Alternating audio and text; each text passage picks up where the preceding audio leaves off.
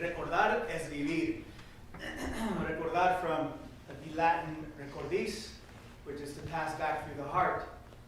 Recordar es vivir. This is something that when I started to work on my most recent book, All They Will Call You, I met a man named Don Leobardo Ramirez Lara. He was the descendant of two passengers who were killed in that famous 1948 plane wreck at Los Gatos Canyon. And he was living in Charco de Pantoja in the state of Guanajuato, Mexico.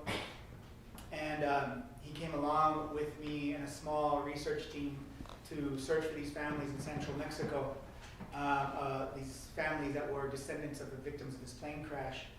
And every time after we would meet with another family, we'd talk and interview, and tears would be shed, and we would share stories, we would leave, and Don Leobardo would always put his hat on, and he put his hand on my back, and as we were walking out, he would always say, El recordar es vivir. He'd always say that.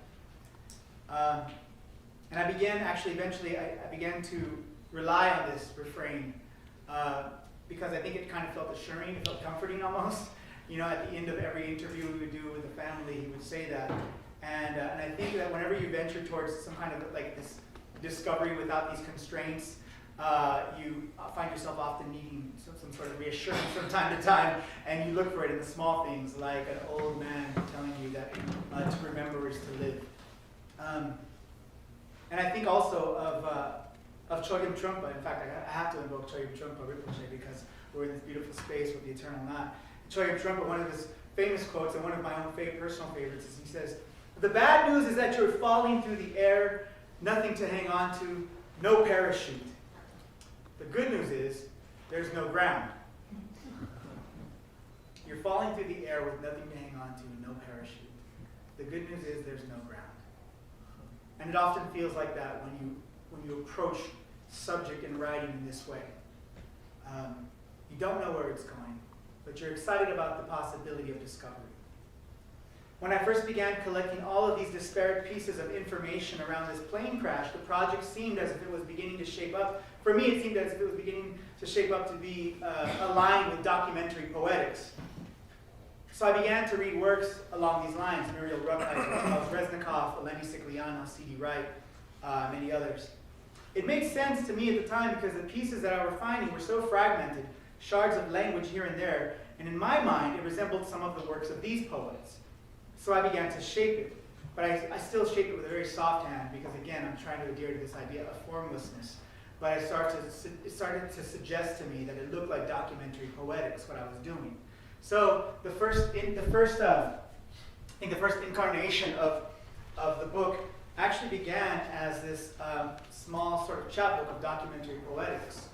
And actually, I should probably mention that this little chapbook was published by the University of Houston, their Spanish PhD program there.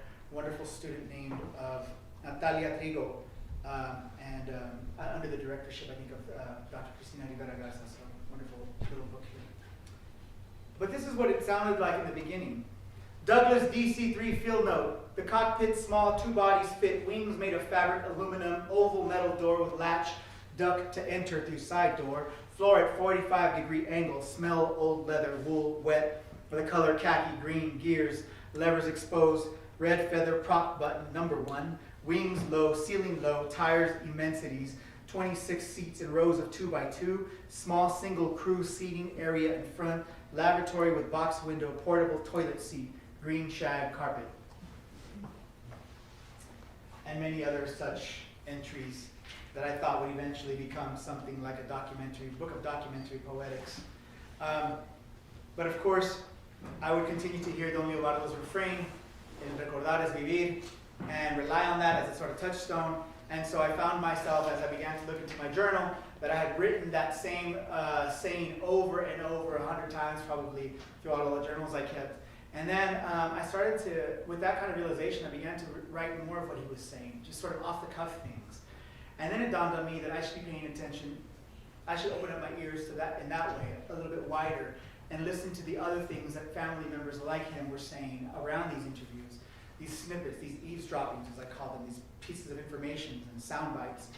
I started to write them, and pretty soon it dawned on me that these entries started to get so long because people had so much to say about this. consider that they've held this story in their family's DNA for more than 70 years. So then it would require more space than what documentary poetics could provide. It dawned on me, why can't this story be told in the voices of the people themselves?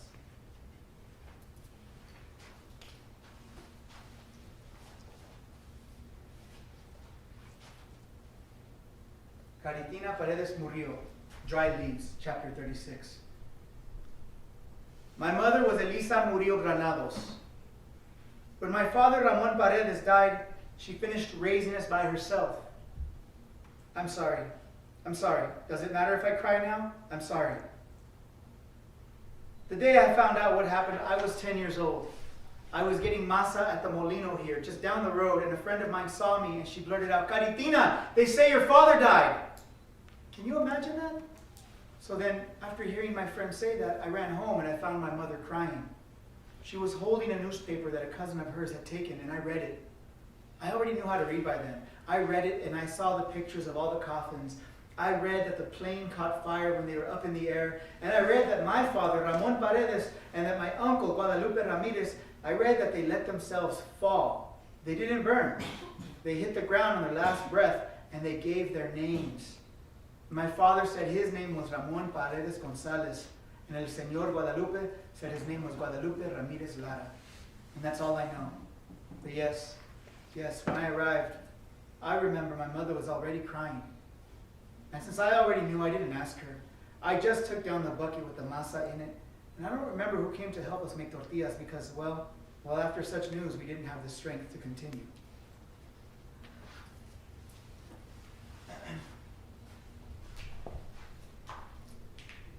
I'm going to close out here, and then I'll do a little, take a few questions. What I learned from experimenting with this approach to writing, by way of formlessness, or rather all-encompassing, unfiltered gathering of textual information, was that it was also a very direct way of including community. As I wrote and transcribed the interviews I conducted, I couldn't help but think, what better authority on this subject than the people themselves? In this way, the book becomes a living artifact, not merely passed on from hand to hand, but inviting alterations, new versions, inviting others to expand on the story. I used to give my grandpa, I used to give him some of my poems, copies of my poems, because they were mostly about him. And I would take them to him, this was before he passed away, and before I was ever published, I would take him my poems. I don't know why, I guess I just wanted him to see himself on paper or something. I don't know, I'd take him to him. And he'd be at his little house in Galua after working all day in the fields, he'd come home, he'd be sitting there. And I would give him a poem, and he would look at it for the longest time. And then, I'd go say hi to my aunt inside or something, come back out, he'd be fiddling, and then he'd have the paper right there. And I'd say, Grandpa, what'd you think about the poem? And he goes, it's nice, but I don't know what it's about. And I'd say, well, okay, all right. So I'd take the poems, I'd come back the next week, give him more poems, Grandpa, what'd you think about these poems? And he'd recognize little things in there, like our family or something I'd say, but he'd say, it's nice. And, good for you, I don't know what it's about though, but it's good. And then one day, I took him, I think I was finally publishing an anthology, and I took him this anthology in which I had one poem. No, I had two poems in there. And I said, and he goes, is this your book? And I go, no, it's not, but I have two poems in there, so it's like, he says, oh, okay, leave it there, I'll read it. I go, all right. So I came back the next week, and I go, what'd you think about the book, about the poems? And he said, well, one of them I didn't understand, but the other one I liked it because it reminded me of me. And it was exactly about him. But in fact, both of the poems were about him. All the poems I've been writing were about him, but it was like finally one he understood. And I started to actually think about writing differently, who I was writing for. And in form or genre, I often think that if form or genre, and I'm using these two words interchangeably, there are obviously nuanced differences between the two, but I'm just using them interchangeably to describe a sort of predefined system, a structure that's there in place already. If form or genre is a closed circle with its own predefined set of rules, a system of its own history, then only those who are in the know can participate in its message. in this exchange. So here goes the professor in me.